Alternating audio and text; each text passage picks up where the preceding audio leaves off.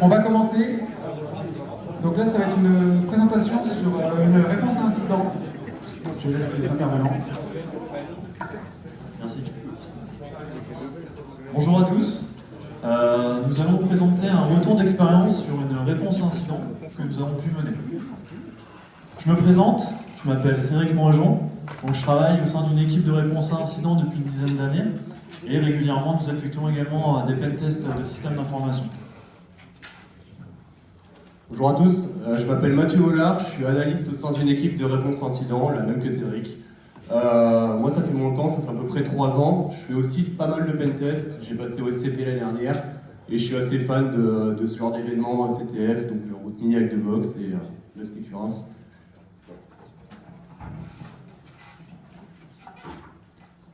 De quoi est composée une réponse à incident? Principalement de 3 parties. La première, qui consiste à prendre contact, enfin la prise de contact avec le client. Donc là, on va avoir les différents éléments qu'il a pu constater sur un système d'information.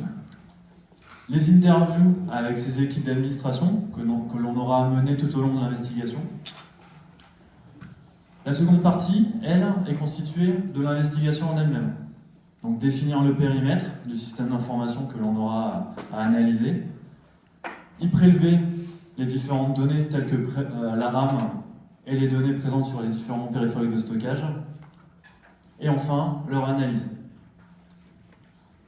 La dernière partie, elle, sera dédiée à la remédiation. Donc ce sera soit appliquer ou faire appliquer des actions de remédiation telles que sécuriser le système d'information ou supprimer d'éventuelles traces d'une attaque. Donc on va vous présenter le contexte. Évidemment, pour des raisons évidentes, on a anonymisé tout l'événement. Donc on s'est basé sur le thème d'Avengers. Alors avec l'entité Avengers, c'est Iron Man qui nous appelle pour son domaine Stark qui s'est fait poutrer. Donc on se fait appeler à l'aide parce qu'ils ont eu des incidents. Donc on demande les symptômes rapidement. Ils nous parlent de gros ralentissements, d'indisponibilité du service et une possible exfiltration de données. Donc dans ce cas-là, nous ce qu'on fait, c'est qu'on a des équipes qui sont prêtes à intervenir, on a notre matos, on charge le matos dans la voiture, c'est pas une DeLorean, mais bon, on intervient rapidement. L'utopie par rapport à la première réunion, donc, tout de suite on essaie de prendre contact avec les techniciens, le RSSI et le personnel qui se charge de la sécurité. Et ce qu'on peut penser dans ces cas-là, c'est une réunion qui va se passer au CARA avec des plans de réseau détaillés, l'infra parfaite et tout. La réalité, c'est qu'ils savent pas trop pourquoi on est là. Quand ils savent pourquoi on est là, ils nous aiment pas forcément. Ça met un peu de temps à bien se goupiller et au bout d'un moment, on arrive à se mettre d'accord, à avoir un schéma d'infra à peu près correct sur lequel on va pouvoir travailler. Donc le schéma, alors là évidemment c'est un schéma qu'on a enjolivé pour rendre bien sur la présentation, ça n'a pas la prétention d'être un schéma parfait d'infrastructure. Ce qu'il y avait, c'est que le serveur Jarvis ici fait tourner l'application Jarvis, qui est évidemment anonymisée, sur un serveur Windows 2016 et sur un serveur web JBoss. Il y a aussi un Active Directory, donc un domaine contrôleur, et une ou plusieurs machines clientes. Comment s'est passée l'investigation? Alors là, comme l'a dit Mathieu, on a le système d'information tel qu'il nous a été présenté, avec 2 serveurs et plusieurs postes clients. Du coup, ce qu'on a décidé de faire, c'est au niveau du périmètre d'analyse, c'est de prendre l'intégralité de ce système d'information. Dans certaines situations, on n'aura par exemple qu'un seul serveur que l'on prendra en compte lors de l'analyse, et petit à petit, ce périmètre évoluera. Là, dans ce cas précis, on a pris l'intégralité du système d'information. Dans un premier temps, ce qu'on a pu mener comme prélèvement, c'est la RAM. Comme vous le savez, alors pour ceux qui ne le savent pas, la RAM contient énormément d'informations très importantes, telles que les processus en cours d'exécution, les différentes connexions réseau qui sont actives ou passées. Donc pour ça, on a utilisé Dumpit. C'est un outil open source, en tout cas téléchargeable gratuitement sur Internet. Au niveau des données présentes sur les différents périphériques de stockage, là c'est pareil, il y a plusieurs solutions. Donc il y a des outils open source tels que DD, DC3DD qui sont présents sur des distributions Linux. Nous dans notre cas de figure, on utilise beaucoup les boîtiers, les copieurs bloqueurs de la société Tableau qui nous permettent de pouvoir effectuer des copies à l'identique des différents disques présents sur les serveurs. L'avantage de ce type de boîtier, c'est qu'il s'interface très facilement avec les différents standards, tels que FireWire, USB 3, SATA et autres. Une fois les prélèvements effectués, malheureusement, les données ne sont pas exploitables en l'état, donc il faut les traiter. Pour ce faire, on utilise, alors en tout cas dans ce cas précis, on a utilisé deux outils, Log2Timeline et PSort. L'avantage de Log2Timeline, c'est qu'il va nous permettre d'extraire les différents artefacts des systèmes d'information, d'exploitation, tels que les journaux d'événements VTX, la base de registre, la MFT, divers logs des usagers. Et les différents formats qui sont possibles en sortie sont CSV, JSON ou Elasticsearch. Le gros avantage avec PSort, c'est que du coup, on a envoyé toutes ces informations dans Elasticsearch. Elasticsearch, sa principale fonction est d'indexer un grand nombre de données très rapidement, qui nous permettra par la suite, via Kibana, de pouvoir les analyser et les requêter. Comme vous le savez, au sein d'un système d'exploitation qui est utilisé au quotidien, il y a énormément de journaux d'événements qui sont stockés, qui sont générés. Donc on se retrouve très vite avec des milliers et des millions d'événements qui sont présents dans Elasticsearch. Donc pour pouvoir rechercher des indicateurs de compromission, on va rechercher des event ID en particulier, on va rechercher des créations de processus un peu suspects. Nous, dans notre cas, du coup, ce qu'on a fait, c'est qu'on a fait appel à ElastAlert, un outil également accessible sur GitHub et qui, grâce à des jeux de règles qu'on a pu éditer, va pouvoir requêter les différents index d'Elasticsearch afin de nous pré-mâcher le travail et de nous mettre en avant des événements de sécurité que lui aura détectés grâce à nos règles. Et voici à quoi ça ressemble. Donc là, c'est un dashboard qui reprend les événements de sécurité d'ElastAlert et qui va pouvoir nous mettre en avant uniquement une centaine d'événements sur l'intégralité des millions d'événements que le système d'information avait pu loguer. Là, on peut voir très brillamment sur la gauche, bon là c'est un peu compliqué sur le rétro, mais on peut voir une timeline des événements de sécurité qui ont pu être mis en avant. Donc quelques-uns sur la gauche, et tout de suite un gros pic d'événements de sécurité un peu plus sur la fin, en tout cas sur la détection du client. Qu'est-ce qu'il a pu nous mettre en avant en premier, en tout cas, les premiers événements de sécurité, c'est là la création de fichiers JSP au sein du service JBoss. Vous pourrez aller regarder sur Internet, les fichiers tels que JEX, ws4.jsp font tout de suite référence à un outil d'exploit de service JBoss, en tout cas de mauvaise configuration de JBoss, qui est nommé JEXBoss. Plus tard, dans la timeline, ElastAlert va nous faire remonter aussi la création de processus suspects, donc NC64 qui fait tout de suite penser à Netcat, qui donnerait ainsi l'accès à un shell à distance à une personne malveillante. Puis, une fois qu'il est là, l'attaquant, lui, ce qu'il souhaite, c'est avoir un accès shell sur la machine et pour pouvoir y exécuter des commandes. Donc là, on peut voir sur la droite, donc grâce à un module, on a pu décoder à la volée des commandes encodées et pour pouvoir avoir accès directement à l'historique des commandes exécutées par la personne, par l'attaquant, par la personne malveillante.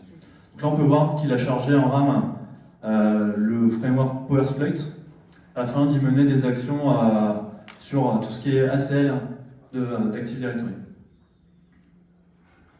Ok, donc là on voit l'attaquant est sur le système, il y mène certaines commandes, il exécute certaines commandes. L'objectif c'est d'aller un peu plus loin, je pense, à son niveau. Donc son but, en tout cas son objectif c'est de devenir admin du domaine. Donc pour ça, ElastAlert, lui, il a des règles qui ont été créées expressément pour ça. Et il va tout de suite nous faire remonter que un utilisateur standard, ici PepperPots, a été rajouté à un groupe de sécurité. À la base, cet utilisateur-là était un utilisateur sans privilège particulier et maintenant il va se retrouver avec des droits admin. Ok, Donc là, l'analyse en tout cas de tout ce qui est système d'exploitation a été effectuée. On a certains éléments. Comme vous avez pu le voir au tout début, on a également prélevé la RAM du serveur, JBoss en tout cas, et on va pouvoir essayer de l'analyser également. La première étape, pour ça, on va utiliser Volatility, qui est un outil également présent sur GitHub, accessible à tous, et qui va nous permettre d'aller un peu plus loin, de faire ressortir un certain nombre d'informations très importantes de la mémoire vive. La première action, pour nous, c'est d'analyser les processus qui sont en cours d'exécution. Donc on va les lister, et grâce à PS-Tree, donc un des plugins de Volatility, on va pouvoir voir un petit peu la hiérarchisation parent-fils des différents processus en cours d'exécution. Un des processus qui attire notre attention, comme on le voit, c'est java.exe, donc ce qui est normal, parce que c'est le serveur qui héberge le JBoss. Sauf que ce processus-là, en fils, il a un cmd.exe suivi d'autres processus fils rundll32.exe et autres. Ce qui est quand même assez anormal. Donc ce qu'on va faire, c'est qu'on va analyser le plus jeune des processus, le rundll32 avec le PID 5716. Le plugin Malfind va nous aider là-dessus et va essayer d'analyser les différentes sections de mémoire de ce processus afin d'y détecter d'éventuelles injections de code. C'est ce qu'il a fait. Avec le MZ, par exemple, qu'on peut voir ici, qui est caractéristique de PE Windows. Ok. Donc là, on a un certain nombre d'informations. On sait qu'il y a eu une injection de code à ce moment-là. Donc ce qu'on va faire, c'est qu'on va extraire les différentes sections de mémoire de ce processus, de 5716, afin d'aller un peu plus loin. Et pour aller plus loin, ce qu'on peut faire, c'est envoyer les différents fichiers correspondant aux sections de mémoire à VirusTotal.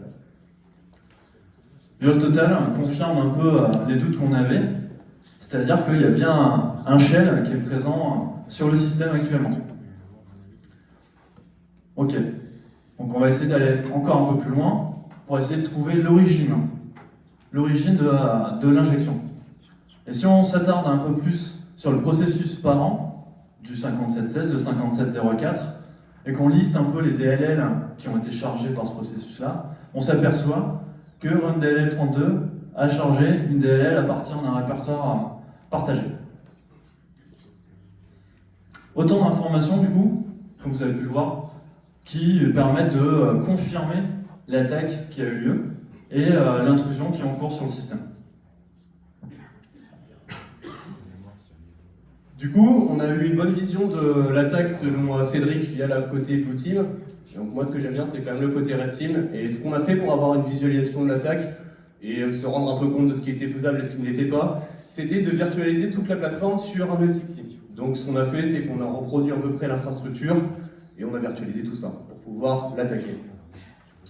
Alors, Cédric a relevé la présence d'un JEWSP4, donc comme il l'a expliqué, qui est relatif à un framework d'exploitation JBoss qui s'appelle JXBoss. Donc je ne suis pas allé chercher beaucoup plus loin et j'ai réutilisé le même outil. Alors, sans secret, j'ai pu uploader un WAR et déployer un WAR qui m'a donné un shell assez rapidement. Et récupérer aussi rapidement un reverse TCP. Ce ne sera pas détaillé, mais le rundll32, typiquement, en fait, je me suis servi du premier shell et j'ai droppé ma charge Metapretteur avec un rundll32. Ça explique pas mal de choses. Ensuite, on verra avec Bluedant comment on peut faire du mouvement latéral sur le domaine. Que Bluedant, ça va être assez bien expliqué ici. Alors, du coup, Bluedant, c'est ça, pour ceux qui ne connaissent pas. C'est un outil qui permet de mapper les droits et les relations entre entités dans un Active Directory. Pour faire très simple, et on va revenir, parce que cette slide va repasser assez régulièrement, via mon shell et via Mimikat, j'ai pu récupérer les creds de Pepperpot. Et mon but, évidemment, c'est de finir domaine admin. Et comme vous pouvez le voir, en fait, Bluedant me trace un joli chemin qui me permet d'amener de Pepperpot jusqu'à domaine admin. Donc si on rentre dans le vif du sujet, voilà. Alors là, on reconnaît ma fenêtre Kali. J'ai récupéré mon shell Metapretteur que j'ai droppé via le rundll32. Ce que je fais, c'est que je load Kiwi et hop, je me sers de login password pour récupérer le mot de passe en clair dans la RAM. Merci anti-Kiwi. Donc rapidement, on voit son mot de passe. Donc Pepperpot, son mot de passe c'est Pepper en lit. Super. Je récupère ça de côté. Et je pop un shell PowerShell avec l'extension PowerShell. Ce que je regarde là, ici, sur la commande que vous voyez à l'écran, c'est tout simplement à quel groupe de domaine elle appartient. Donc, elle est utilisatrice de domaine, et elle est dans le groupe secrétariat. Donc, je ne me suis pas trop foulé sur la création des groupes sur le domaine. Comme on a pu le voir juste avant, et on va le revoir juste après sur le graphe, elle avait des droits génériques all sur le groupe Avengers. Alors ça veut dire quoi? C'est-à-dire que les ACL étant configurés de telle sorte que je puisse faire ce que je veux sur le groupe Avengers. Quand je dis faire ce que je veux, ça veut dire aussi bien m'ajouter au groupe Avengers. Donc c'est ce que je fais via cette simple commande, net group Avengers, PaperPods add. Et maintenant quand je regarde les groupes de PaperPods, je suis dans le groupe Avengers. Pas de surprise, assez basique. Alors c'est exactement ce que je disais, PaperPods, member of, secrétariat, donc ça on l'a vérifié, générique all, Avengers. Donc maintenant j'en suis là, je suis dans le groupe Avengers. Et là, mystère, on a le droit d'écrire write des ACL sur l'entité directement du domaine. Donc ça veut dire que j'ai le droit d'écrire des ACL. Et là il y a un super outil qui s'appelle ACL Pawn, que j'ai découvert il n'y a pas si longtemps que ça, via Hackthebox en l'occurrence, qui me permet de se connecter directement à ma base Neo4j. Alors la base Neo4j, c'est la base orientée graph sur laquelle se base Bluedand pour tracer ses beaux graphes. Donc en fait, ACL Pawn va avoir exactement le même état que Bluedand et va pouvoir se baser sur les relations pour lui-même me pawn automatiquement le domaine. Donc là, niveau fainéantise, on va dire encore. Je lui dis que je suis sur le domaine start.local, ft-user, c'est-à-dire que je suis un utilisateur PaperPods, que ma cible c'est start.local et que c'est un domaine. Je lui donne mon user Neo4j, mon password Neo4j, pam pam pam, il me dit tac, je suis en train de regarder les passes qui sont disponibles, là il me chope le pass que j'ai montré juste avant via le graphe, et il me dit bah écoute, je te le fais pour toi, attends 2 secondes, je te donne les droits DC Sync. Donc là, j'ai gagné, on le voit pas encore, c'est pas expressif ici. Et ce qui se passe, c'est que j'ai récupéré les droits DC Sync. Quels sont les droits DC Sync? En fait, c'est un droit de réplication entre domaine contrôleur qui va permettre de récupérer les hashes de la base ntds.dit. Alors, pour tester ça, ce que je peux faire, c'est secret dump. C'est un outil de la suite InPacket en fait qui va permettre de demander une réplication de ces fameux hashes de domaine. Du point de vue comment est fait le NTLM, ce qui fait que quand j'ai un hash, donc là j'ai mis le hash administrateur ici, son hash NTLM, il suffit d'avoir le hash d'un utilisateur pour pouvoir se connecter en faisant du pass de hash typiquement. Donc là encore une fois de plus, InPacket, psexec. Psexec ça demande quelques subtilités mais qui sont disponibles ici. Il faut être administrateur, c'est mon cas, et il faut avoir un shares qui est accessible en écriture. C'est le cas, il me dit que admin est disponible en écriture, il me fait une création de service, il me donne le service, ou AML, autorité système, je suis domaine admin et autorité système sur le domaine contrôleur.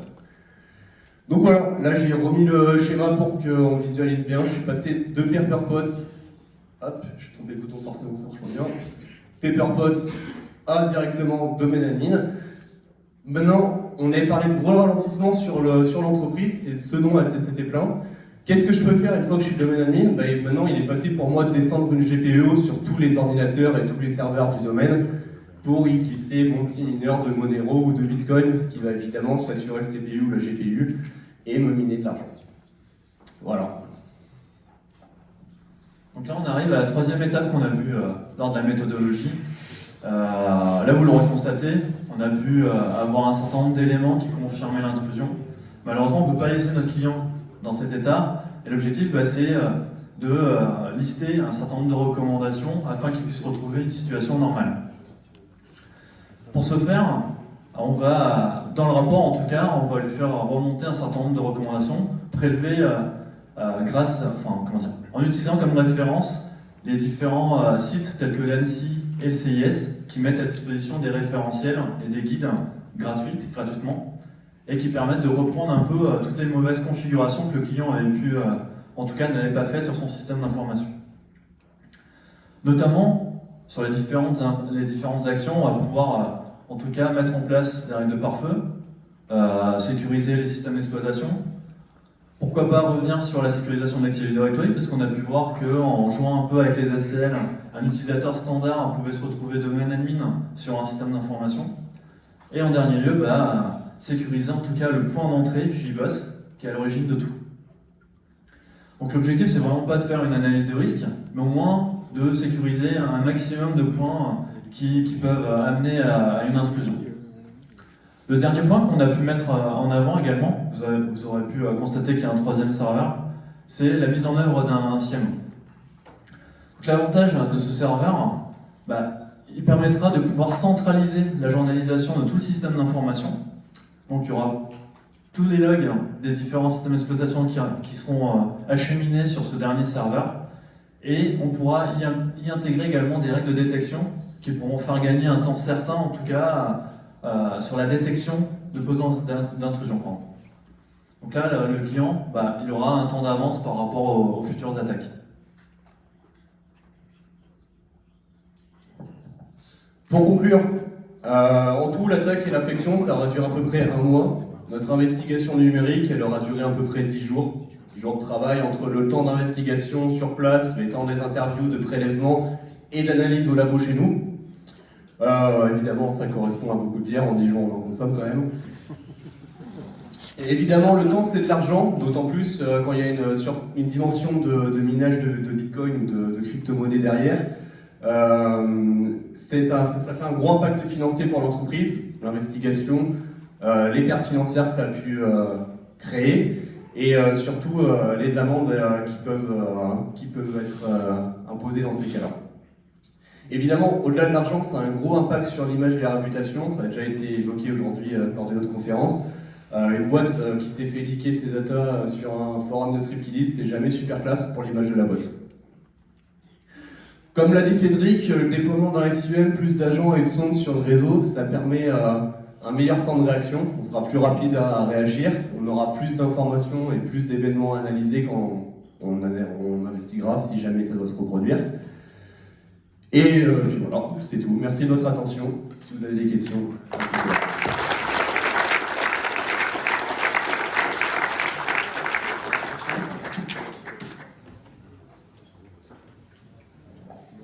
Est-ce qu'il y a des questions sur ça? Oui, alors donc il y a au moins 3 mains, on en prendra 2 maximum, parce que pour gérer un peu le retard. Merci.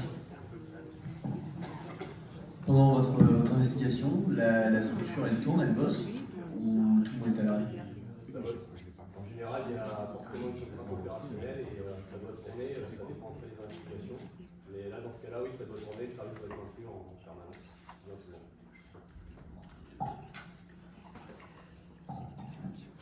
Moi, je voulais revenir sur la partie où vous refaites l'exploitation des attaquants, avec un aspect red team derrière. Vous utilisez notamment Bloodhound, qui est un super outil qu'on utilise aussi beaucoup, mais dans la manière dont vous l'avez utilisé, en fait, c'est extrêmement facile à détecter du côté CERT et SIUL. Donc, je voulais savoir, est-ce que vous voyez souvent des utilisations aussi agressives de Bloodhound en entreprise, ou est-ce que c'est des choses un peu plus sneaky d'habitude? Non, là, ce qui s'est passé, c'est qu'on a énormément romancé la chose. La partie, on s'est basé sur des faits réels, mais pour des problèmes d'anonymisation, et aussi pour faire une presse un peu plus sympa et romancer un peu la presse. Ça, c'est un peu sorti de notre imaginaire.